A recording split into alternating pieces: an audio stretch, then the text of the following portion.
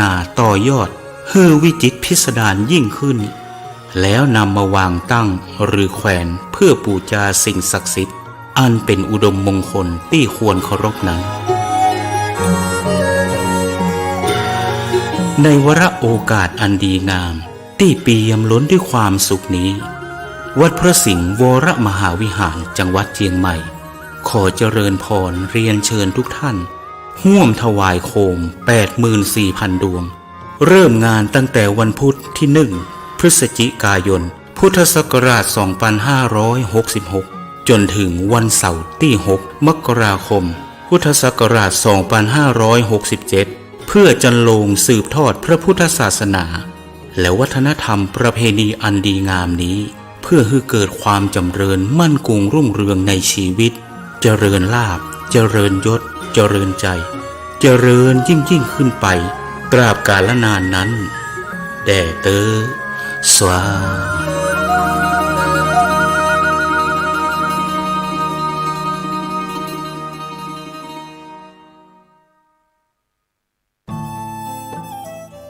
ท่านกำลังติดตามรับฟังสถานีวิทยุกระจายเสียงพระพุทธศาสนาแห่งชาติและสังคมคลื่นเพื่อการศึกษาพระพุทธศาสนาและวัฒนธรรมระบบ FM 104.5 เมกะเฮิรตซ์รายการต่อไปเป็นรายการคดีโลกคดีธรรม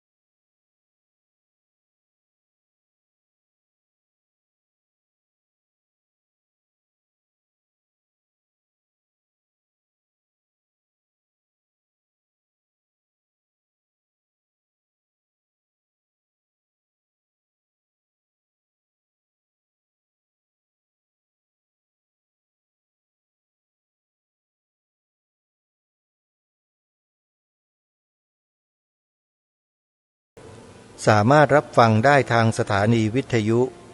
พระพุทธศาสนาแห่งชาติประจำจังหวัดเลยวัดป่า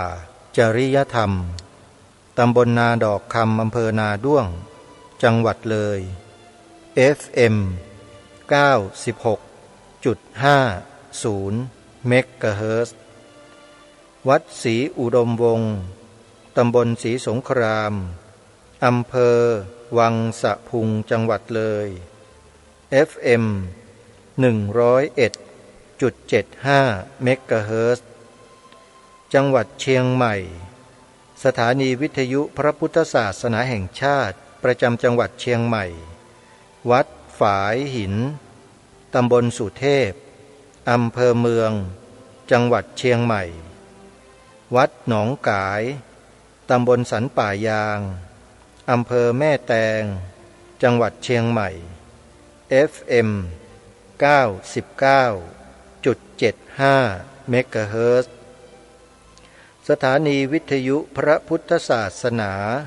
ประจำจังหวัดกาฬสินธุ์วัดอารามมงคลตำบลยางตลาดอำเภอยางตลาดจังหวัดกาฬสินธุ์ FM 89 เมกะเฮิรตซ์ สถานีวิทยุพระพุทธศาสนาจังหวัด101วัดบ้านปลาคูนตำบลท่าหาดยาวอำเภอโพนทรายจังหวัด101 FM 104.50 เมกะเฮิรตซ์สถานีวิทยุพระพุทธศาสนาประจำจังหวัดสุพรรณบุรีวัดสามชุกตำบลสามชุกอำเภอสามชุกจังหวัดสุพรรณบุรี FM 100.25 เมกะเฮิรตซ์พร้อมด้วยสถานีวิทยุเครือข่ายอีกหลายสถานีรายการนี้ท่านยังสามารถติดตามรับฟังทาง YouTube ได้ทั้งย้อนหลังและในปัจจุบันถ้าท่านใดต้องการจะติดตามรับฟังทาง YouTube ในการถ่ายทอดสดรายการนี้สามารถติดตามรับฟังได้ในช่องวัดฝายหินเวลา 11 นาฬิกาเวลาเพล 11 นาฬิกาเข้าไปดูทาง YouTube ถ่ายทอดสดรายการคดีโลกคดีธรรมได้เลยและอีกช่องหนึ่งก็คือช่องธรรมะภาคเหนือเป็นการนำเทปมารันออกอากาศมีเกือบทุกตอนฟังย้อนหลังได้ทั้งสองช่อง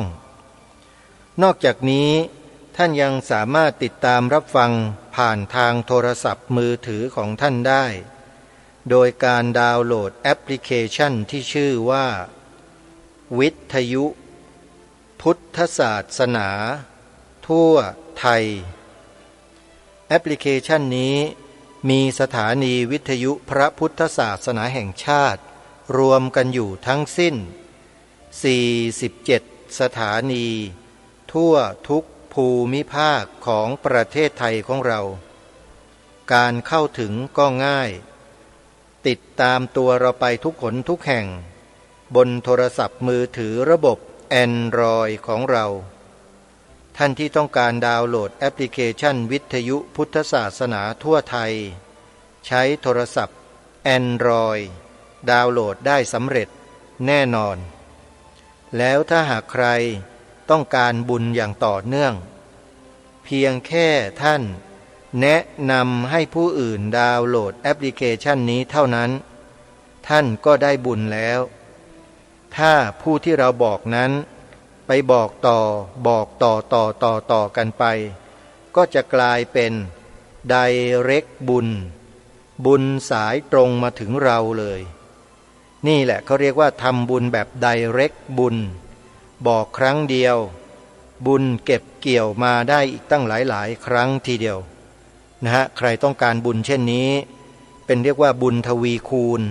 ก็บอกให้ผู้อื่นดาวน์โหลดแอปพลิเคชันนี้เท่านั้นแหละโยมบุญก็จะเกิดกับเราแน่นอนขออนุโมทนาบุญทุกท่านแอปพลิเคชันนี้ไม่ใช่มีแค่รายการคดีโลกคดีธรรมเท่านั้นนะโยมรายการคดีโลกคดีธรรมนั้นเป็นเพียงแค่เศษเสี้ยวรายการต่างๆของสถานีวิทยุทั้งหมด47สถานีโยมเป็นเพียงแค่ติ่งเล็กๆนิดเดียวมองแทบจะไม่เห็นเลยเพราะฉะนั้นรายการธรรมะนั้นมีอยู่มากมายมหาศาลในแอปพลิเคชันนี้ใครที่ดาวน์โหลดไว้แล้วได้แล้วถือว่าเป็นผู้โชคดีมากเพราะการแสวงหาธรรมะฟังธรรมะในยุคปัจจุบันนี้ยากถ้าไม่มีเครื่องวิทยุรับส่งดีๆเนี่ยสัญญาณฟังก็อาจจะไม่ชัดเจนหรือฟังได้ชัดเจนแต่ในจังหวัดในพื้นที่บางครั้งมีสถานีวิทยุธรรมะอยู่เพียงแค่2สถานี1สถานีเท่านั้นมันก็ไม่เพียงพอต่อการที่เราจะเลือกรับฟังได้ใช่ไหมท่านสาธุชนเพราะฉะนั้นแอปพลิเคชันนี้เป็นคำตอบที่ดีที่สุดสมมุติว่าโยมอยู่อำเภอรัตนบุรีจังหวัดสุรินทร์ต้องการฟังสถานีวิทยุธรรมะวัดป่าบ้านผือของท่านพระอาจารย์มหาศิลป์โยมก็สามารถดาวน์โหลดแอปพลิเคชันแล้วไปติดตามรับฟังสถานีวิทยุที่มีพระมหาศิลป์แสดงธรรมอยู่ได้หรือต้องการฟังพระอาจารย์สมภพโชติปัญโยสถานีวิทยุเหล่านี้ก็นำเทปธรรมะบรรยายของพระอาจารย์สมภพไปเปิดกันเกือบทุกสถานีทั่วไทยเลยเห็นไหมฮะเพราะฉะนั้นสะดวกมาก การติดตามรับฟังศึกษาเรียนรู้ธรรมะผ่านโทรศัพท์มือถือโดยที่เราไม่ต้องไปทำอะไรเลยเพียงแค่ใช้ปลายนิ้วแตะเพียงแค่2 ครั้งก็ฟังได้แล้วแตะที่แอปพลิเคชันครั้งหนึ่งแล้วก็ไปแตะที่ชื่อสถานีวิทยุที่เราต้องการฟังอีกครั้งหนึ่งเสียงธรรมะก็ออกมาใส่หูเราแล้วการทำบุญง่ายมากๆเลยเห็นไหมโยมทำบุญที่เป็นมหามงคลสูงสุด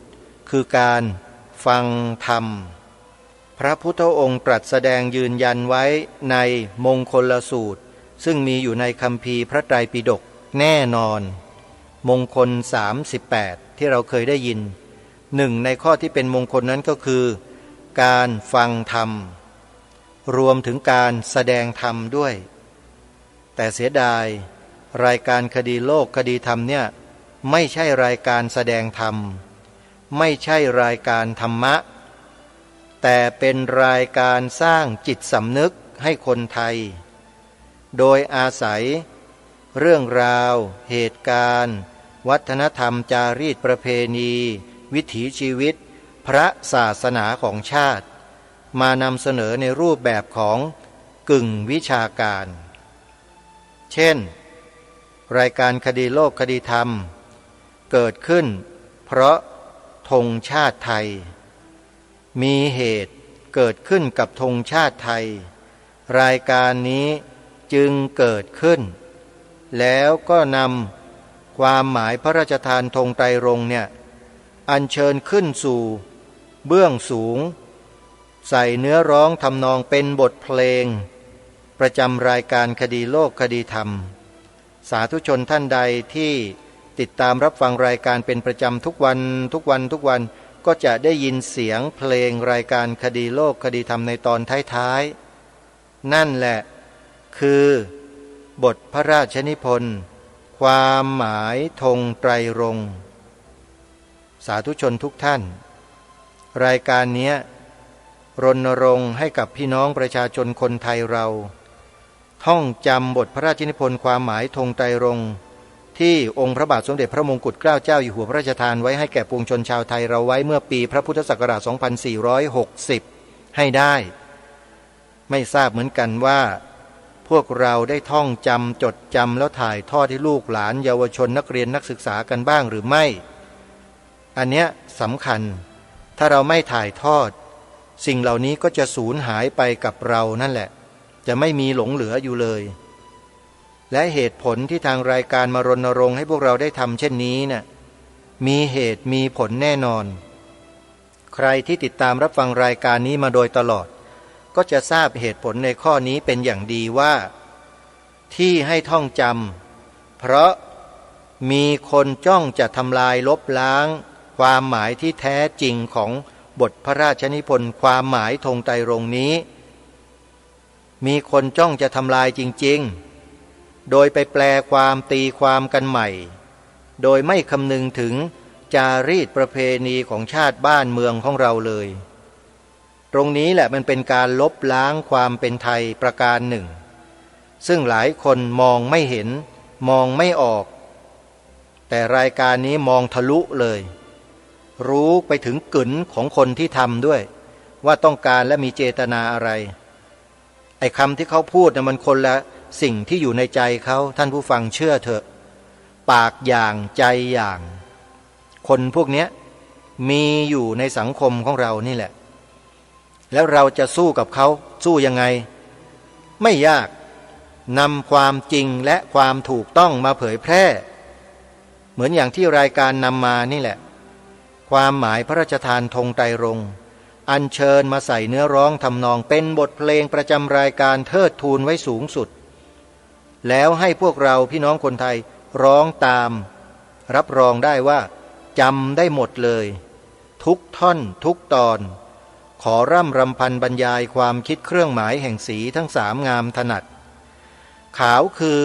บริสุทธิ์สีสวัสดิ์หมายพระไตรรัตน์และธรรมะคุ้มจิตไทยสีขาวเนี่ยสำคัญมากคนก็ต้องการบิดเบือนคือต้องการบิดเบือนสีขาวในธงชาติ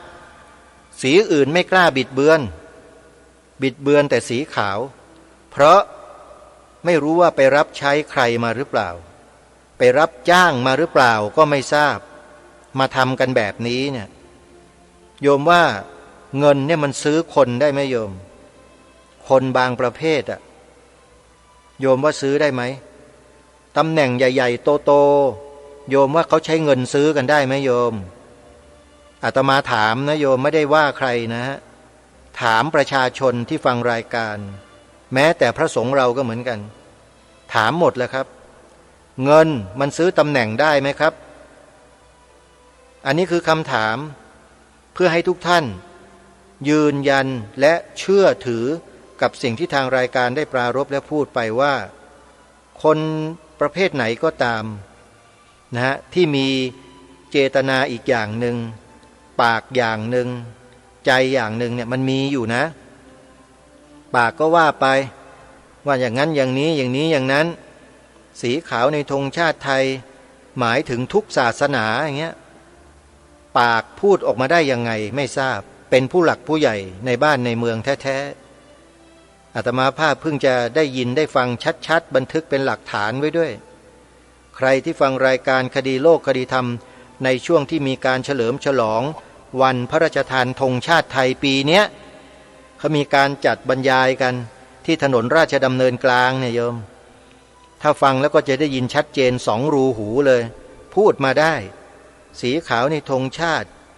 องค์พระมหากษัตริย์รัชกาลที่6ทรงหมายถึงศาสนาทุกศาสนาพูดมาได้ยังไงบิดเบือนชัดๆขาวคือบริสุทธิ์ศรีสวัสดิ์ตีความประโยคแรกนี้เป็นประโยคเอกเนี่ยให้ได้ซะก่อนขาวคือบริสุทธิ์ศรีสวัสดิ์นั่นหมายถึงว่าพระองค์ท่านทรงพระราชทานสีขาวธงชาติไทยไว้กำกับไว้เลยว่าขาวบริสุทธิ์แล้วก็ศรีสวัสดิ์ด้วยนั่นหมายความว่าเพียวทรายไม่มีสิ่งเจือปนอะไรแต่ประโยคนี้ยังไม่จบฮะขาวคือบริสุทธิ์ศรีสวัสดิ์ขาวบริสุทธิ์ศรีสวัสดิ์ตรงนี้แหละพระองค์ใส่อะไรเข้ามาฮะหมายพระไตรรัตน์และธรรมะคุ้มจิตไทยทางรายการตีความรวมความแล้วสรุปความแล้วก็บอกให้พวกเราเนี่ยสอนเด็กๆเยาวชนให้ท่อง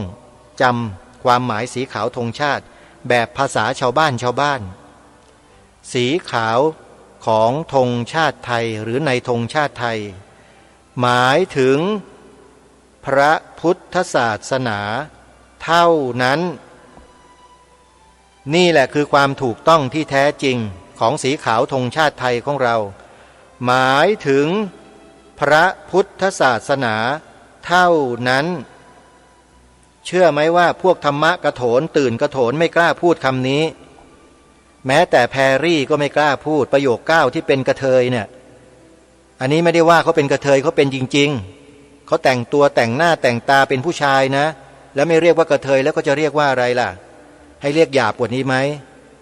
คนพวกนี้ดังแต่ไม่กล้าตีความหมายสีขาวธงชาติเหมือนอย่างที่ทางรายการคดีโลกคดีธรรมตีความตามพระราชนิพนธ์ของล้นเกล้ารัชกาลที่6บิดเบือนไม่ได้ท่านผู้ฟังนี่คือแนวพระราชดำริของพระองค์ท่านชัดเจนพระองค์ทรงให้หมายถึงพระพุทธศาสนาเท่านั้นทำไมต้องมีคำว่าเท่านั้นด้วยก็พระองค์ทรงกำกับไว้ในประโยคแรกไงประโยคที่ว่า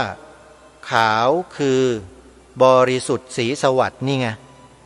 คำว่าบริสุทธิ์ศรีสวัสดิ์ขาวสะอาดไม่มีสิ่งเจือปนและพระองค์ก็ใส่เข้ามาหมายขาวสะอาดอันเนี้ยหมายถึงพระไตรรัตน์และธรรมะคุ้มจิตไทยหมายถึงศาสนาอื่นหรือเปล่ามีคำไหนที่หมายถึงศาสนาอื่นพระไตรรัตน์ก็ดีธรรมะก็ดีศาสนาพุทธ100%ใครที่จะมาโต้แย้งและเถียงในข้อนี้กับรายการคดีโลกคดีธรรมบ้างมีไหมฮะถ้ามีเปิดตัวเลยฮะรายการ โหยกระสือจะนำไปออกรายการก็ได้นะโหยกระสือไม่รู้รายการนี้อยู่ที่ไหนอาตมาก็ไม่เคยดูเพราะว่าได้ยินเสียงมันคล้ายๆอย่างนั้นน่ะนะจะนำไปออกรายการก็ได้แต่เชื่อเถอะว่าผู้ดำเนินรายการเจ้าของรายการนี้ไม่กล้าที่จะนำความจริงไปเปิดเผยอ่ะคนพวกนี้กลัวความจริงกันทั้งนั้นแหละนะเพราะฉะนั้นนี่คือความจริงที่คนไทยของเราไม่ว่าพระสงฆ์สามเณรแม่ชีวาสกบาสิกาคฤหัสถ์ญาติโยมในประเทศไทยเนี่ยส่วนมากกลัวกันหมดเลยกลัวไม่กล้านำเสนอในรายการวิทยุโทรทัศน์ไม่กล้าพูดเพราะอะไรล่ะเพราะไม่มีความมั่นใจในตัวเองไงไม่มั่นใจว่าตัวเองเป็นคนไทยลูกหลานไทยไงฮะจึงไม่กล้ากันชอบที่จะเป็นทาสผู้อื่นเขาจริงไม่จริงล่ะเป็นทาสใครที่ว่าผู้อื่นน่ะทาสความกลัวอยู่ในใจท่านน่ะท่านกลัวท่านจึงไม่กล้ากันไงแต่รายการนี้ไม่รู้จักคำว่ากลัวเพราะเราอยู่กับความจริงความเป็นจริงความถูกต้องด้วยไม่ได้อยู่ในความหลอกลวงโกหกมดเท็จไม่ได้อยู่ตรงนั้นเพราะเป็นคนไม่ชอบสิ่งเหล่านี้อยู่แล้วเพราะฉะนั้นเรื่องนี้เป็นเรื่องของชาติบ้านเมืองทั้งหมดคือความหมายของชาติบ้านเมืองสีขาวในธงชาติสีแดงสีน้ำเงิน3สถาบันหลักของชาติไทยของเรามี3สถาบันชาติหมายถึงจารีตวัฒนธรรมประเพณีวิถีชีวิตของคนไทยนี่คือชาติ2พระพุทธศาสนาใครไปตัดคำว่าพระพุทธะออกไปเหลือแต่เพียงศาสนาคำเดียวใคร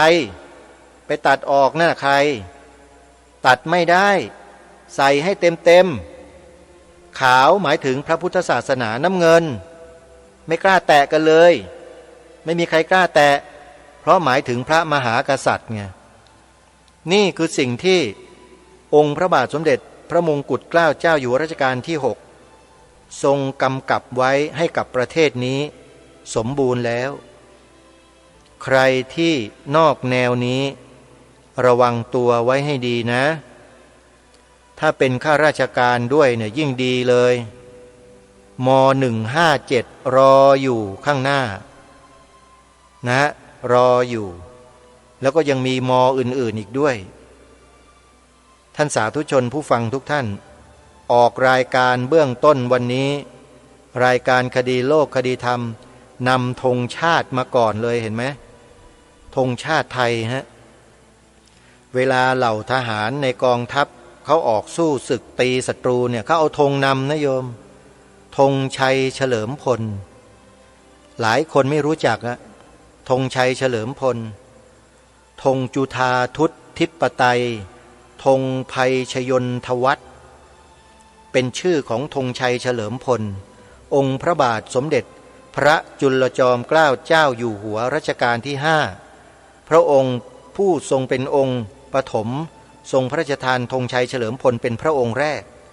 พระองค์ที่2ก็คือพระบาทสมเด็จพระมงกุฎเกล้าเจ้าอยู่หัวรัชกาลที่6ใน2ชื่อที่พระองค์ได้พระราชทานไว้ทั้ง2พระองค์ตามลำดับเมื่อสักครู่นี้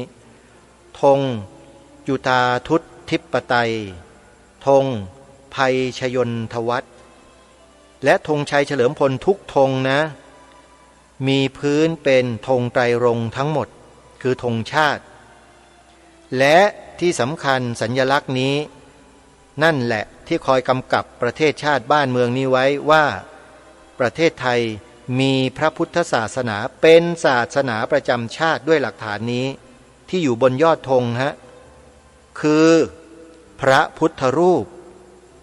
ในศาสนาอื่นมีพระพุทธรูปไหมโยมและพระพุทธรูปเนี่ยหมายถึงศาสนาอะไรโยม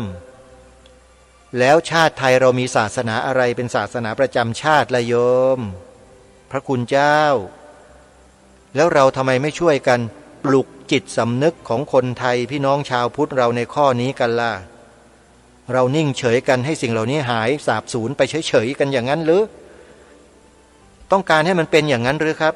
ครูบาอาจารย์ที่เคารพทุกท่านจริงไหมโยมอาจารย์ด็อกเตอร์บุญยวัฒน์บุญทวงศ์เราต้องการนิ่งๆให้หายสาบสูญไปเงียบๆใช่ไหมโยมทำไมเราไม่ช่วยกัน ท่านผู้อำนวยการสถานีวิทยุต่างๆครับเรื่องนี้เป็นเรื่องสำคัญสำหรับชาติบ้านเมืองและคนไทยเราทั้งหมดแต่เราไม่ได้ดูเหมือนว่าเราไม่ค่อยให้ความสำคัญกันเลยน้อยมาก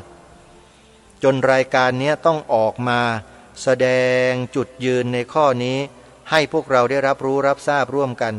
แล้วมาแสดงให้ทุกท่านเห็นว่าถ้าเรายืนอยู่บนความถูกต้องหลักการที่ถูกต้องบนความจริงที่ถูกต้องแล้วคนจอมปลอมมันจะกลัวพวกเราทั้งหมดโดยที่เราไม่ต้องไปทำอะไรเขาเลยใช้ปากเรานี่แหละกล่าวความจริงความถูกต้องให้ปรากฏเท่านั้นเองแล้วเราไปเบียดเบียนใครที่ไหนแล้วไม่ได้ว่าไม่ได้ด่าใครเลยเนี่ยเพียงแค่ให้ช่วยกันยืนหยัดอยู่บนหลักที่ถูกต้องบนความจริงที่ถูกต้องเท่านั้นเองเรื่องแค่ผืนธงชาติแค่เนี้ยเราทำกันไม่ได้แล้วเราจะไปทำการอะไรกันล่ะจ๊ะญาติโยมจ๋าวันนี้พูดเพราะฮะนะญาติโยมเนาะยังไงก็อย่าไปซีเรียสอย่าไปเครียดอะไรกันมากนะโยมนะเพราะเรื่องนี้เป็นเรื่องปกติเป็นเรื่องธรรมดาของชนเผ่าไทยของเราบรรพบุรุษเราสมัยอดีตเขาก็แปลความหมายสีขาวในธงชาติไทยหมายถึงศาสนาพุทธกันมาโดยตลอดมันมาเปลี่ยนแปลงในยุคไหนแล้วคนที่เปลี่ยนแปลงเป็นใครล่ะเป็นใครมาเปลี่ยนแปลงโดยที่หลักฐานยังยืนยันอยู่มารอมมาท่ออยู่เนี่ยใครก็ไม่รู้ใหญ่โตกันจังเลยใหญ่ในที่นี้ก็คือใหญ่อยู่ในช่องแคบๆช่องนั้นคืออะไรช่องของหัวใจมันแคบฮะแต่สิ่งที่ทางรายการนำเสนอนี่ไม่ได้ใจแคบนะไม่เกี่ยวกันนะฮะคุณจะอยู่จะนับถือจะศรัทธาอะไรคุณจะยกอะไรคุณยกไปเถอะแต่เรื่องชาติต้องเป็นสิ่งที่อยู่เหนือพวกคุณทั้งหมดคนไทยทุกคนต้องอยู่ภายใต้ความเป็นชาติไทยภายใต้ธงไตรรงค์ของชาติไทยทั้งหมดจริงไหมท่านผู้ฟังมีใครยืนอยู่บนธงชาติบ้างคือเหยียบย่ำมีไหมมีทำไมจะไม่มีมันเผาทิ้งด้วยอยู่แถวภาคใต้เราเนี่ยเขารู้กันทั้งนั้นแหละในวงการเนี่ยแต่หน่วยงานความมั่นคงไม่ทราบว่ารู้หรือเปล่านะสงสัยจะรู้เหมือนกันแต่รู้แบบไหนก็ไม่ทราบเหมือนกันนิ่งดีเหลือเกินหน่วยงานของรัฐที่ดูแลด้านความมั่นคงของชาติบ้านเมืองหน่วยงานความมั่นคงเนี่ยเขาดูแลความมั่นคงของชาติบ้านเมืองยังไงไม่ทราบในบทนิยามของหน่วยงานนี้ที่เป็นแผนงานเนี่ยไม่ได้ระบุไว้ถึงสถาบันพระพุทธศาสนาเอาไว้นะโยมอาตมาภาพเท่าที่ทราบเนี่ยสถาบันพระพุทธศาสนาเนี่ยไม่ได้อยู่ในสาระบบของหน่วยงานความมั่นคงนะโยมไม่มีนะใครว่ามีบ้างช่วยนำเอาหลักฐานที่เป็นโครงการหรือแผนงานของหน่วยงานเนี้ยมาให้อาตมาหน่อยสิว่าจุดไหนหน้าไหนบรรทัดไหนที่เขียนเอาไว้ว่าดำรงไว้ซึ่งความมั่นคงของพระบวรพุทธศาสนาในฐานะที่เป็นสถาบันหลักสูงสุดของชาติมีไหมไม่มีอาตมาภาพถามแล้วถามอีกว่ามีไหมไม่มีแต่ไม่มีทำไมถึงไม่มีเพราะอะไรจึงไม่มีก็เป็นคำถามที่คาใจคนไทยเราที่รู้ความจริงมาโดยตลอดแต่ถามไปก็เท่านั้นแหละไม่มีวันจะได้คำตอบหรอกเพราะเงียบนิ่งไว้ตำลึงทองเขาว่างั้นพูดไป2 ใบเบี้ยนิ่งเสียตำลึงทองก็ถือภาษิตนี้กันนิ่งไว้เถอะนิ่งไว้เถอะเดี๋ยวได้เองนิ่งไว้นะอย่าพูดเดี๋ยวเสื่อมลาภอย่างนั้นหรือเปล่าไม่ทราบอาตมาภาพพูดไปพูดมานี่แหมนี่เหมือนกับคนที่รู้ไปอย่างนั้นเนี่ยจริงๆไม่ได้รู้อะไรมากมายหรอกโยมเพียงแค่พูดไปตามเหตุตามปัจจัยตามเหตุและผลเท่านั้นเองนะเหมือนกับคำถามที่เคยถามมาว่าเงินมันซื้อตำแหน่งใหญ่ๆโตๆในโลกนี้ได้ไหมถามลอยๆนะโยมไปคิดกันว่าซื้อได้หรือเปล่าโยมทุกคนที่เป็นชาวบ้านที่มีสิทธิ์เลือกตั้งเนี่ยจะมีคำตอบอยู่ในหัวใจกันหมดแล้วอาตมาก็รู้แหละแต่ก็ถามไปอย่างนั้นแหละถามเพื่อให้ทุกคนได้คิดไงว่าบางคนเขาถามอาตมาว่า ทำไม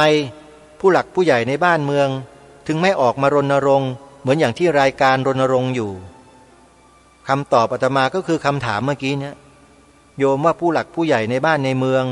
งไหนประเทศไหนก็แล้วแต่เถอะเงินซื้อได้ไหมโยมอาตมาไม่ได้ดูถูกใครนะแต่เป็นคำถามเพราะมันมีความจริงอยู่ไงความจริงในโลกใบนี้มันมีอยู่เพราะนั้นเราเอาความจริงของเราที่แท้เอาไปสู้กับความจริงที่หลอกลวงพวกนั้นเนี่ยโยมคิดว่าความจริงที่หลอกลวงนั้นมันเป็นความจริงแท้จะคงทนถาวรไหมไอ้ความจริงหลอกลวงแบบนั้นน่ะมันไม่ถาวรหรอกเดี๋ยวมันก็ล่มก็จมก็สลายไปหมดแล้วเดี๋ยวมันก็มีขึ้นมาใหม่แล้วมันก็สลายไปหมดมันไม่เที่ยงแท้แน่นอนสักอย่างแต่สิ่งที่บรรพชนไทยเราใช้ชีวิตเลือกเนื้อแลกมาและรักษาไว้ให้แก่เราเหมือนกับสีธงไตรรงค์3สีเนี่ยอันนี้ต้องแน่นอนต้องมั่นคงถาวรจะเปลี่ยนแปลงเป็นอื่นไม่ได้ต้องมั่นคงถาวรสถานเดียวทั้งสีธงทั้งลักษณะของธงความหมายของธงด้วยต้องคงไว้หมดยังชื่นชมกองทัพบกอยู่ปี2551 2551กองทัพบกจัดพิมพ์หนังสือธงชาติไทยออกมาเผยแพร่ 5,000 เล่มทั้งประเทศนะฮะกองทัพบกจัดพิมพ์เผยแพร่ทั้งประเทศ 5,000 เล่มชื่นชมก็คือว่าภายในเนื้อหาของหนังสือธงชาติไทยที่กองทัพบกจัดพิมพ์เผยแพร่ 5,000 เล่มทั้งประเทศเนี่ยนะฮะมีความหมายพระราชทานธงไตรรงค์อยู่ในนั้นสมบูรณ์เลยขอชื่นชมด้วยหัวใจกองทัพบกแต่กองทัพเรือกองทัพอากาศกรมตำรวจ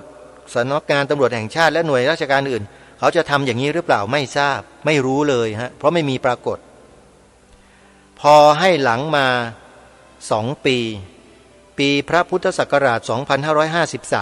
2553 คงจะเห็นว่ากองทัพบกพิมพ์หนังสือเล่มนี้พร้อมด้วยพระราชนิพนธ์ความหมายธงไตรรงค์ตามที่ทางรายการได้อัญเชิญมาอ่านให้สาธุชนมาท่องให้สาธุชนได้ฟังจบไปเมื่อ 2-3 รอบเมื่อกี้เนี้ยขาวคือบริสุทธิ์ศรีสวัสดิ์หมายพระไตรรัตน์และธรรมะคุ้มจิตไทยเนี่ยนะฮะกองทัพบกเขานำมาเผยแพร่ในหนังสือเล่มนี้ปี 2553 มีหน่วยงานอยู่หน่วยงานหนึ่งคงจะมองว่าปล่อยไว้อย่างนี้ไม่ได้เดี๋ยวคนไทยท่องจำบทพระราชนิพนธ์ความหมายธงไตรรงค์ได้หมดอยากกระนั้นเลยรีบทำหนังสือรีบทำโครงการออกมาเพื่อจะบิดเบือนความหมายธงชาติตรงนั้นให้หมดแล้วก็ทำเผยแพร่ไปทั้งหมด 50,000 เล่มพร้อมด้วยโครงการจัดนิทรรศการที่ต่างๆทั่วประเทศใช้งบประมาณแผ่นดินทำมาตั้งแต่ปีพระพุทธศักราช 2553 จนถึงปัจจุบันนี้โครงการนั้นก็ยังอยู่ท่านผู้ฟังทั้งหลายไหนใครที่บอกว่าตัวเองรักชาติศาสนาพระมหากษัตริย์ปกป้องรักษาคุ้มครอง3 สถาบันใครที่พูดที่กล่าวที่แสดงถ้าเป็นจริงมาช่วยกันในข้อนี้หน่อยยืนหยัดอยู่บนความถูกต้องในข้อนี้หน่อยเพราะมีหน่วยงานของรัฐระดับสูงเนี่ยจัดพิมพ์หนังสือคู่มือธงไตรรงค์ธรรมรงค์ไทยออกไปเผยแพร่ทั่วราชอาณาจักรรวมแล้ว 70,000 เล่มแหมมัน 70,000 กว่าโรงเรียนพอดีเลยนะเนี่ยตั้งเป้าไว้เป๊ะเลยไปเผยแพร่ให้เด็กเยาวชนเข้าใจความหมายที่ผิดความหมายพระราชทานธงไตรรงค์ผิดฮะบอกได้เลยอยู่หน้า3ใครเปิดหนังสือเล่มนี้ดูก็ได้ถ้าใครมีนะใครฟังรายการอยู่เปิดดูได้เลยฮะความบิดเบือนที่เขาทำเนี่ยอยู่ในหน้า3ของหนังสือคู่มือธงไตรรงค์ธรรมรงค์ไทยผู้ดำเนินรายการคือกระผมและอาตมาภาพเนี่ยได้รับหนังสือนี้มาจากเจ้าหน้าที่คนหนึ่งที่เดินทางมาที่สถานีโทรทัศน์ดีทีวีเมื่อปีพระพุทธศักราช 2553 เขารู้ว่าพิธีกรรายการตระเวนคนตระเวนธรรมสถานีโทรทัศน์ดีทีวีนั้นเป็นคนจริงเอาจริงเรื่องใดที่ไม่ถูกต้องเผยแพร่ออกเลยแล้วออกวันนั้นเลยฮะเผอิญจังหวะวันนั้น ท่านนายทหารผู้ใหญ่ในวิทยาลัยป้องกันราชอาณาจักรได้รับเชิญมาออกรายการตระเวนคนตระเวนทำวันนั้นพอดิบพอดีเลยทางอาตมาภาพก็เลยบอกกับทางเจ้าหน้าที่ว่าให้อินเสิร์ตภาพอันนี้ออกหน้าจอให้หน่อยปรากฏว่าพอถึงเวลาอาตมาภาพก็ให้อินเสิร์ตออกหน้าจอแล้วก็พูดเลยว่ามีการบิดเบือนความหมายพระราชทานธงไตรรงค์ของล้นเกล้ารัชกาลที่6แล้วก็อ่านให้ท่านฟังพร้อมกับหน้าจอที่เห็นตัวหนังสือและหน้าหนังสือชัดเจนเลยนะพอท่านเห็นเท่านั้นแหละท่านบอกว่าอุทานออกมาว่าทำอย่างนี้กันได้ยังไงมันไม่ได้ทำอย่างนี้ไม่ได้ผู้ใหญ่นะฮะในวปอ.ท่านพูดแล้วพอวันรุ่งขึ้นท่านให้ประธานวิไลป้องกันราชอาณาจักรนะก็คือท่านพลเอกวิจิตรนะพลเอกวิจิตรนะถ้าจำชื่อไม่ผิดนะลงนามในหนังสือนั้นแล้วไปยื่นให้กับหน่วยงานที่ทำหนังสือบิดเบือนความหมายตรงใดลงเนี่ยทันทีแล้วก็มีผลทำให้เขายอมถอดข้อความในวงเล็บเท่านั้นออกแต่ไม่มีการดำเนินการตามที่ร้องขอไปเลยคือให้แก้ไขไม่แก้ฮะหนังสือ50,000เล่มที่แจกไปก่อนหน้านี้ก็ทำเฉยไม่เก็บคืนแสดงถึงเจตนาอะไรและพิมพ์ต่ออีก20,000เล่มความก็เหมือนกันเป๊ะเลยมีแต่วงเล็บที่ไม่เหลืออยู่เท่านั้นน่ะในวงเล็บเขาเขียนว่าไงรู้ไหมขาวหมายถึงศาสนาในวงเล็บแต่มิได้เน้นศาสนาใดโดยเฉพาะเห็นไหมเปิดทางเห็นไหมใส่วงเล็บเปิดทางไว้เปิดประตูให้ศัตรูเข้าบ้านเข้าเมืองเนี่ยเขาเปิดประตูกันแบบนี้นะเดี๋ยวนี้เปิดประตูด้วยเอกสารนะตัวอักษรหนังสือพวกเราบางทีไม่เข้าใจไม่เท่าทันเขารายการคดีโลกคดีธรรมเผอิญเป็นคนที่หูตากว้างไกลเป็นนักช่างสังเกตอะไรที่ผิดปกติแล้วไม่เคยปล่อยไว้เรียกว่ากัดไม่ปล่อยแล้วก็กัดแบบสนิทไม่ปล่อยไม่คายด้วยและทุกวันนี้ก็ยังกัดแน่นอยู่เหมือนกันดูสิว่าจะด้านกันไปถึงไหนจะทนกันไปถึงไหนนะใครที่บอกว่าจะมาว่าคนนู้นคนนี้อย่าพูดนะโยมมาไม่ได้ว่าคนดีคนที่ทำในสิ่งที่ถูกต้องไม่เคยว่าเลยฮะว่าแต่คนที่ทำผิดต่อชาติบ้านเมืองหรือโยมเข้าข้างเขาล่ะที่มาว่าจะมาอยู่ทุกวันนี้เข้าข้างพวกนั้นเหรอจะเป็นกบฏต่อชาติบ้านเมืองต่อบูรพกษัตริย์ของตนเองหรือยังไงไม่ได้นะฮะบ้านนี้เมืองนี้ศักดิ์สิทธิ์นะแต่มาภาพขอบอกผมขอบอกกับทุกท่านไว้นะบ้านเมืองนี้ศักดิ์สิทธิ์นะครับใครที่มีความจริงใจต่อชาติบ้านเมืองต่อแผ่นดินเกิดไม่คดในข้อไม่งอในกระดูกซื่อตรงต่อบรรพชนตนเองเนี่ยดวงพระวิญญาณบรรพบุรุษที่อยู่ข้างบนเขาคุ้มครองนะเขาปกป้องนะท่านนะอย่าทำเป็นเล่นเป็นเรื่องพวกนี้เนี่ยทางรายการจึงได้นำหนังสือพุทธศาสนสุวรรณภูมิปกรณ์ซึ่งเป็นชนเผ่าไทยบรรพบุรุษต้นไทยของเราตั้งแต่อดีตมาเนี่ยมาอ่านให้ฟังกันนี่ไงพวกเราจะได้รู้ว่าแท้จริงแล้วบ้านเมืองไทยเราที่อยู่รอดปลอดภัยเป็นเอกราชนครมาถึงวันนี้ได้มีพระพุทธศาสนาให้เราศึกษาเรียนรู้และปฏิบัติตามมีอิสระเสรีภาพได้ถึงเพียงนี้ที่สุดในโลกได้เพราะบรรพชนเราท่านทำมาให้กับเราไว้แล้วตอนนี้ท่านอยู่บนสวงสวรรค์นะอยู่บนพื้นดินก็มีอยู่ในอบายภูมิก็มีบ้างแต่ก็ไม่มากหรอกเพราะท่านเสียสละกันทั้งนั้นเลยไงท่านอยู่บนสวงสวรรค์อย่างน้อยๆที่เรารู้จักกันก็คือพระสยามเทวาธิราชใครไม่รู้จักชื่อนี้บ้างท่านปกป้องรักษาบ้านชาติบ้านเมืองเราอยู่แล้วก็คนไทยที่รักชาติอยู่รักให้มันถูกต้องรักให้จริงจังและถูกต้องด้วยนะไม่ใช่รักกันจนน้ำลายไหลไม่ใช่นะครับรักชาติเนี่ยน้ำลายต้องไม่ยืดต้องไม่ไหลความหมายถึงยังไงคอการเมืองทั้งหลายทั้งปวงก็คงจะรู้ดีจะทราบกันดีนะว่ารักชาติจนน้ำลายไหลเนี่ยมันมีลักษณะอาการเป็นยังไงและในใจคิดอะไรกันอยู่ภาษาเนี่ยเขาใช้กันในหมู่ของนักการเมืองพวกเล่นการเมืองกันอาตมาภาพก็ครูพักลักจำเข้ามาหน่อยแล้วก็มาบอกกับพวกเรากันเพราะฉะนั้นเรื่องชาติศาสนาพระมหากษัตริย์ อย่าให้มันเป็นอยู่เพียงแค่ลมปากที่เราท่องจำกันอยู่เท่านั้นมันรักษาชาติบ้านเมืองไว้ไม่ได้หรอกต้องแสดงออกภาษาทางด้านเทคนิคเขาเรียกว่าแอคชั่นกันบ้างพระคุณเจ้าเนี่ยทำอย่างที่รายการคดีโลกคดีธรรมกล่าวเนี่ยอัญเชิญบทพระราชนิพนธ์ความหมายธงไตรรงค์เนี่ยมาอ่านกันบ้างสิฮะอ่านรอบเดียวต่อสัปดาห์ก็ได้ถ้าเรายังเขินอยู่อะถ้าใครมีความคล่องแคล่วแล้วทุกวันเลยครับทำยังไงก็ได้อัญเชิญบทเพลงของรายการคดีโลกคดีธรรมที่ตัดต่อแล้วฮะที่มีอยู่ใน YouTube อะเริ่มต้นตั้งแต่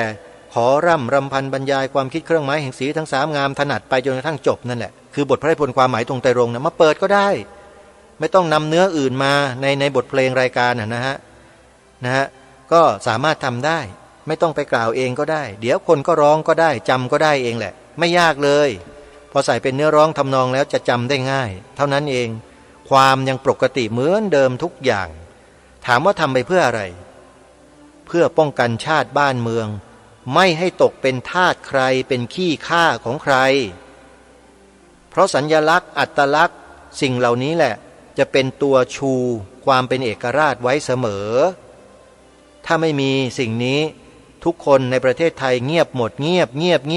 เดี๋ยวชั่วลูกชั่วหลานมันก็เงียบจนหมดเลยไม่รู้เรื่องรู้ราวอะไรกันเลยทีนี้ไม่มีใครมาปลุกกันเลยไงมีแต่รายการคดีโลกคดีธรรมนี่แหละเป็นผู้นำปลุกเรื่องนี้มาโดยตลอดเพราะมองเห็นอนาคตไงไม่มีครับอตังอนากตงกตังสตังสยานเนี่ยผมไม่มีหรอกครับใช้สมองปัญญาวิเคราะห์เอาเห็นสภาพจากอดีตมาถึงปัจจุบันจากปัจจุบันมันเป็นไปอนาคตยังไงใช้หลักลอจิกท่านหลักเหตุหลักผลง่ายๆเรื่องโลกครับท่านไม่ใช่เรื่องปรมัตถสัจจะเรื่องนี้เป็นเรื่องโลกคิดคำนวณแบบโลกฮะไม่ยากเลยพอวิเคราะห์แล้วเห็นแล้วอ้าวไม่ได้ละสิพวกนี้ใช้แผนสูงนะเล่นกันแบบนี้เลยนะแผนสูงมากขอขอบคุณกองทัพบกที่คุณได้นำหลักฐานความจริงมาเผยแพร่ไว้ก่อนตั้งแต่ปี51แต่เสียดายกองทัพบกคุณพิมพ์เผยแพร่ทั่วประเทศนะแค่ 5,000 เล่มเนี่ยแล้วประชาชนคนไทยทั้งประเทศเขาจะรู้กันไหมเล่าน่าจะเจียดงบประมาณมาจัดพิมพ์เพิ่มสัก500,000 เล่มนะหนังสือแบบเนี้ยหนังสือที่ชื่อว่าธงชาติไทยพิมพ์เฉลิมฉลองเนื่องในวโรกาสที่พระบาทสมเด็จพระเจ้าอยู่หัวทรงมีพระชนมายุครบหรือว่าทรงครองสิริราชสมบัติครบ60 ปีหรือยังไงนี่แหละถ้าจำผิดต้องขออภัยด้วยเพราะว่าจำไม่ได้แต่พิมพ์ในโอกาสของพระองค์นี่แหละหนังสือธงชาติไทยเนี่ยอาตมาภาพก็ได้รับหนังสือนี้มาจากคณะกรรมการที่จัดพิมพ์หนังสือนี่แหละส่งมาให้มีลายเซ็นท่านด้วยเพราะท่านรู้ไงว่ารายการนี้ทำอะไรอยู่ท่านจึงเฝ้าติดตามเฝ้าดูกันอยู่ตลอดนะขออนุโมทนาบุญขอบคุณโยมพี่ทหารทั้งหลายที่เป็นรุ่นพี่อาตมาเนี่ยที่นำสิ่งเหล่านี้มาให้ไม่เช่นนั้นจะไม่มีหลักฐานอะไรมากล่าวมาแสดงมาพูดกับพี่น้องคนไทยของเราเลยพวกเราก็ดูแต่โซเชียลกันอย่างเดียวเราไม่เคยคำนึงถึงชาติบ้านเมืองเลยว่าจะเป็นไปกันยังไงแต่สำหรับรายการคดีโลกคดีธรรมแล้วเนี่ยมันเป็นโดยสันดานก็ว่าได้เรื่องพวกนี้ที่จะต้องรับผิดชอบเพราะมันมีจิตสำนึกที่ถูกปลูกฝังมาช้านานแล้วตั้งแต่สมัยเป็นเด็กๆแล้วโยมอาตมาภาพนี่ได้รับการปลูกฝังเรื่องอุดมการณ์ชาติเนี่ยนะมาตั้งแต่ชั้นประถมปีที่1โยมเชื่อไหมเป็นคนรักชาติมากๆใครจะมาติมาทำลายมาอะไรต่างๆไม่ได้ฮะชาติศาสนาพระมหากษัตริย์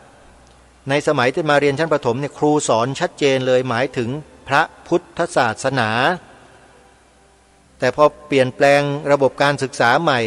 ไปใส่อะไรให้สมองเด็กเยาวชนคนไทยก็ไม่รู้เลอะเทอะไปหมดเลยเรื่องพวกนี้ไม่เป็นอันหนึ่งอันเดียวกันไม่เป็นเอกภาพเลยมันเกิดอะไรขึ้นก็เกิดอย่างที่ว่านั่นแหละเกิดอย่างที่อาตมาภาพถามญาติโยมตั้งแต่ตอนต้นรายการน่ะมันเกิดอย่างนั้นฮะเกิดอะไรล่ะท่านอ้าวที่ถามไงตอนต้นว่าโยม โยมว่าเงินเนี่ยมันซื้อตำแหน่งใหญ่โตในโลกนี้ได้ไหมโยมเข้าใจยังเนี่ยคำถามเนี่ยเข้าใจหรือยังว่ามันเกิดทำไมมันเกิดอะไรขึ้นยังไงคงทราบแล้วใช่ไหมนั่นแหละคำตอบโยมอาตมาไม่ได้พูดอะไรนะเพียงแค่ให้ถามโยมเฉยๆว่าเงินน่ะมันซื้อได้ไหมตำแหน่งใหญ่โตในโลกอ่ะดังนั้นคำถามโยมก็น่าจะไม่ต้องถามแล้วใช่ไหมคำเนี้ยคงจะหายสงสัยแล้วใช่ไหมโยมหายสงสัยนะไม่ต้องมาถามต่อเพราะทุกคนทราบดีอยู่แล้วแล้วที่รายการทำอย่างเงี้ยโยมว่าเป็นการทำผิดหรือเปล่ามีพระคุณเจ้ารูปใดฮะเจ้าคณะพระสังฆาธิการในประเทศนี้ก็ดีนะครับข้าราชการที่อยู่ในหน่วยงานใดนะฮะไม่ว่าจะเป็นเหล่าทัพใดหรือกรมใดกองใดก็ดีหรือประชาชนทั่วๆไปก็ตามที่คิดว่ารายการคดีโลกคดีธรรมที่นำเรื่องราวเหล่านี้มาพูดมากล่าวในรายการอย่างถูกต้องแบบเนี้ยเป็นสิ่งที่ไม่ควรเป็นสิ่งที่ผิดบ้างใครว่าผิดบ้างใครว่าไม่ดีบ้างและไม่ควรกระทำบ้างช่วยบอกหน่อยเถอะอาตมาภาพก็จะได้นำออกอากาศว่าท่านนี้นะมียศอย่างนี้นะตำแหน่งอย่างนี้นะเขาบอกอาตมาว่าสิ่งที่อาตมาภาพเนี่ยพูดมาผิดแล้วก็ให้เหตุผลมาอย่างนั้นอย่างนี้อาตมาก็จะได้นำมาเผยแพร่ด้วยไงแล้วจะได้เลิกพูดสักทีเรื่องนี้ถ้ามันผิดนะแต่ไม่มีใครมาท้วงสักทีหนึ่งด้วยเหตุด้วยผลมาหักล้างความจริงข้อนี้ไม่มีเลยแล้วจะให้อาตมาภาพนั่งเฉยๆต่อไปโดยไม่พูดอะไรคนไทยก็ลืมหมดสิครับลืมเกลี้ยงเลยฮะลืมง่ายด้วยคนไทยเราเนี่ยยิ่งโลกโซเชียลมาด้วยเนี่ยหน้าจอสี่เหลี่ยมมาด้วยเนี่ยไปหมดเลยฮะสมองไหลไปไหนหมดก็ไม่รู้เรื่องเหล่านี้ไม่เอากันเลยจริงไหมล่ะจริงไม่จริงเห็นไหมล่ะเนี่ยแม้แต่ในกองทัพไม่รู้จะยืนหยัดสิ่งเหล่านี้กันไว้หรือเปล่ายังไม่แน่ใจด้วยเนี่ยเพราะฉะนั้นการที่มีประสบการณ์อย่างเนี้ยแล้วมีการปลูกฝังอุดมการณ์แบบเนี้ยมันจึงฝังไงฮะฝังอยู่ข้างในถึงแม้ว่าจะมีเพศภาวะที่เปลี่ยนแปลงไปมันก็เป็นแค่การเปลี่ยนแปลงภายนอกมันเปลี่ยนใจคนไม่ได้นะเสื้อผ้าเนี่ยโยมใจคนนะที่มันมีความเที่ยงตรงซื่อสัตย์มันเปลี่ยนไม่ได้ให้ไปคดไปข้อในงอในกระดูกไม่ได้นะฮะมันเปลี่ยนไม่ได้จริงๆนะจะให้ไปทำอย่างคนที่เขาบิดเบือนกันอยู่ทำทุจริตกันแบบนั้นอยู่มันทำไม่ได้ฮะมันทำไม่ได้เลยมันเหมือนกับเป็นคนที่ตระบัดสัตว์เป็นคนที่อกตัญญูต่อบรรพบุรุษตัวเองไม่ได้ฮะรายการคดีโลกคดีธรรมทำไม่ได้เมื่อทำไม่ได้แล้วก็จะมาชวนให้พี่น้องประชาชนคนไทยเนี่ยมาทำในสิ่งที่ถูกต้องร่วมกันด้วยแต่พี่น้องคนไทยเราไม่รู้ยังรักกันอยู่หรือเปล่ายังรักกันอยู่หรือเปล่ายังศรัทธากันอยู่ในหมู่พี่น้องคนไทยด้วยกันอยู่ไหมถ้ารักกันจริงศรัทธากันจริงทำสิฮะทำตามพระราชปณิธานขององค์พระมหากษัตริย์ที่ทรงพระราชทานความหมายธงไตรรงค์ไว้ให้แก่พวกเราเนี่ยทำตามพระองค์สิเราไม่ทำกันเองแล้วจะมาว่ารายการคดีโลกคดีธรรมได้ไหมเล่ารายการนี้ไม่ได้ไปตำหนิพวกท่านเลยเพียงแค่มารณรงค์มาขอร้องกันว่าช่วยกันหน่อยเถอะพ่อคุณแม่คุณอาศัยกินอาศัยนอนอาศัยทำประโยชน์อยู่บนผืนแผ่นดินที่เต็มไปด้วยซากศพของบรรพบุรุษที่เสียสละเนี่ยอย่าอกตัญญูกันเลยนะช่วยกันแสดงออกถึงความกตัญญูกตเวทีต่อแผ่นดินเกิดบรรพบุรุษของเรากันหน่อยเถอะสักนิดก็ได้ขอท่อนเดียวได้ไหมท่อนเดียวท่านขาวสีขาวในธงชาติไทยหมายถึงพระพุทธศาสนาเท่านั้นขอแค่เนี้ยชีวิตนี้ถ้าให้ไม่ได้เนี่ยไม่รู้จะพูดยังไงแล้วนะสีขาวในธงชาติไทยหมายถึงพระพุทธศาสนาเท่านั้นใครที่เดือดร้อนเพราะความจริงข้อนี้ช่วยไม่ได้เดือดร้อนเองเนี่ยก็ทำตัวเองไงทำไมไม่ทำตามพระราชพิธานของบรรพบุรุษตัวเองล่ะนั่นแปลว่าคุณน่ะผิดเราน่ะไม่ผิดเพราะเราดำเนินรอยตามเบื้องพระยุคลบาท ท่านทั้งหลายที่เย้วกันที่ผ่านมาแล้วก็อ้างความจงรักภักดีกันมาต่อสู้กันอยู่นะท่านจะช่วยไหมล่ะท่านจะทำไหมจะดำเนินรอยตามพระองค์ไหมคนจงรักภักดีทั้งหลายไปไหนกันหมดเอาละญาติโยมพูดไปพูดมาบอกแล้วว่าเวลาน้อยไม่พอหรอกสำหรับอาตมาเนี่ยเรื่องพวกนี้พูดไม่หยุดแต่ไม่หยุดไม่ได้เดี๋ยวรายการถูกถอดเกินเวลาเพราะฉะนั้นขอสมมุติยุติรายการไว้แต่เพียงเท่านี้วันพรุ่งนี้เดี๋ยวมาติดตามรับฟังเรื่องราวในหนังสือพุทธศาสนสุวรรณภูมิปกรณ์กันต่อนะกำลังเข้าเนื้อหาสาระที่เป็นของแท้ที่จารึกอยู่ในแผ่นกระเบื้องจานอายุ 2,300 กว่าปีเรากำลังเข้าสู่ภาวะตรงนั้นกันอยู่เดี๋ยวพรุ่งนี้มาติดตามรับฟังกันวันนี้เวลาหมดขอสมมุติยุติไว้ที่เพียงเท่านี้ขอความสุขความสวัสดีในธรรมแห่งองค์สมเด็จพระบรมศาสดาสัมมาสัมพุทธเจ้า